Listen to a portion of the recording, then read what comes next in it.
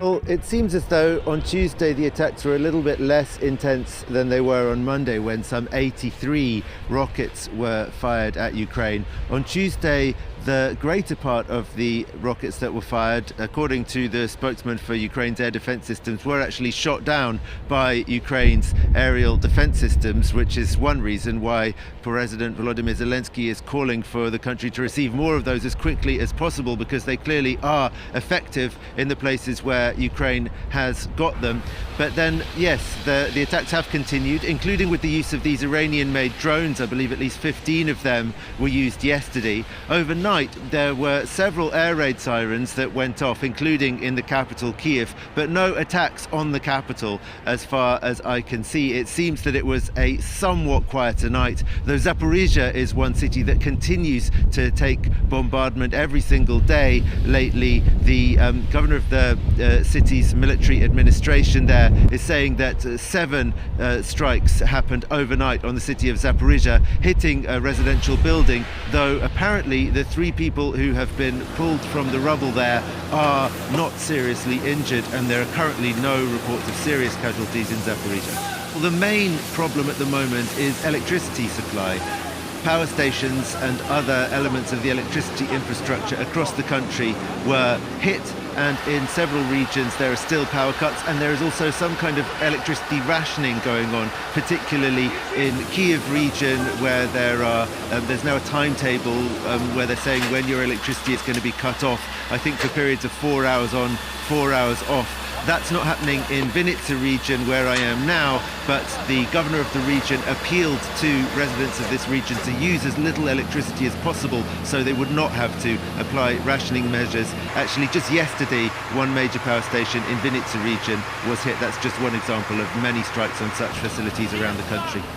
They're absolutely unprecedented attacks in terms of how close to the very, very epicenter of Kyiv the missiles fell, or at least 2 of them anyway, and also the fact that it seems to very much be civilian infrastructure that was targeted in some of these attacks, and not even sort of civilian critical infrastructure such as power stations or power supply equipment, though those were hit too. But also in the case of the centre of Kyiv, a park, Shevchenko Park, is a place where anyone who lives in Kyiv will have been for a walk. So you can imagine how shaken everybody in this city is, because I don't really think there's anybody who lives in Kyiv who could not be thinking this morning, well, that could have been me if it had just happened on a different day at a different time. So people are shaken. I spoke to one lady actually who just returned from Germany, having fled Ukraine at the very beginning of the invasion, delighted to be back in her home city, and now absolutely distraught at discovering that, in fact, having thought that it was safe, because it was for so many months, it perhaps isn't now, and she was really in a great state of distress. But she was more of an exception rather than the rule among the people I spoke to this morning, who were sheltering in a metro station, but who had a position rather more of defiance, who were saying the West needs to send us more weapons and more air defense systems so that we can protect ourselves better against this, but also who were determined that Ukraine had to continue its fight. And also one man told me that he was optimistic because he felt that the Russians were basically throwing all they had at Ukraine with these attacks today, but he felt confident that they didn't have the capacity in terms of the numbers of missiles needed to keep on sustained attacks for more than just a few days. We'll see, of course, in the coming days whether that's true. Another important fact to note is that according to Ukraine's air defense system spokesman, more than half of the rockets that were fired at Ukraine this morning were actually shot down, but there were more than 80 in total. You can see behind me they're still trying to put out the fire. This building was hit at 5:17 a.m.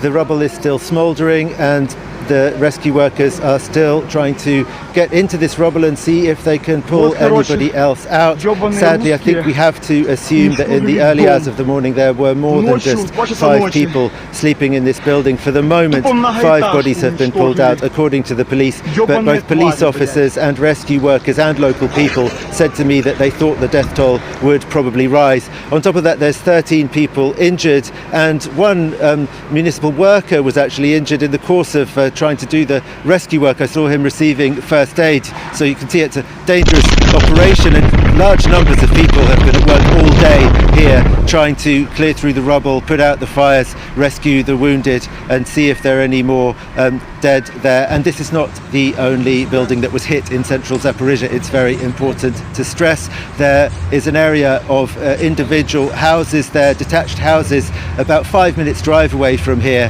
where several rockets appear to have struck. People there are in great distress. No one seems to be able to explain why these two areas in particular were hit, apart from perhaps the fact that, according to preliminary information, it was S-300 missiles that were used, and these are not very accurate missiles compared to the more precision guided ones that Russia has used for other strikes.